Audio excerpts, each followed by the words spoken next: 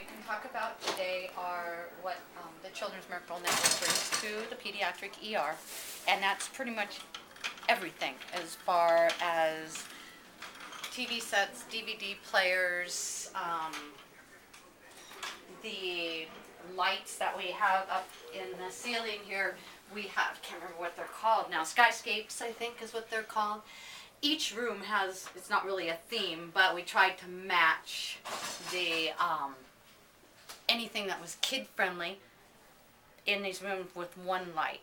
And if we could walk through, if we didn't have patients, we could walk through and see all the different ones. We even have some for the older population, because we do see up to the 18th birthday in the pediatric emergency room. So you have a teenager population you have to be with. These thermometers are the temporal artery thermometers. They come from funds via the CMN usually. Any type of this type of equipment comes from either the Children's Foundation or the Children's Miracle Network. What does that do exactly? This is a thermometer that for 6 months and older, it goes across their forehead to their hairline and then behind their ear, and that is a non-invasive thermometer. They're very accurate if you do it right. And in fact, they're not the heavy-duty ones like this, but the same company makes a home version, and they're sold at like Babies R Us or something. Same technology, just not in the hard case, and it doesn't cost as much. That's good. Our monitoring system. When I first came down here 3 years ago, we didn't have monitors in each room. We had them in our double bay in there. Now every room has a monitor, so your rooms can be to where you can have really sick kids or really well kids. It just didn't. All the sick kids didn't have to go in that bay.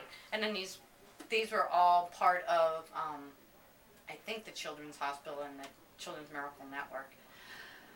I think what else do we have? My God, there's so much. Everything I turn around. I think the games, we have games in some of the rooms that the kids can play to keep, entertained during the time. Depending on what they're here for, their stay can be anywhere from an hour to 4 hours or longer if we're trying to make them well. So we try to have interactive things. We have a huge movie list. Oh, wow. And that's why all the rooms have a TV and a DVD/VCR. And it's a godsend because they wouldn't have that type of, entertainment. You put a kid in a room. If it wasn't for CMN. Yeah. It's been huge. You had 60 people yesterday in your emergency. How did you accommodate all those people? Well, it wasn't all at once. That was our totals. And by noon, we had all 13 rooms full. We have 13 beds in the Peds ER. And we're like any other typical ER across the nation. You have your slow times in the morning and you peak towards the evening. So we peak late evening, 8 o'clock, 9 o'clock at night. And when I mean peak, our rooms are all full, but our waiting room is full too. We don't have as much trouble with admissions. It's just we see a lot of subspecialists. The peds oncology kids come in, the CF, cystic fibrosis kids come in.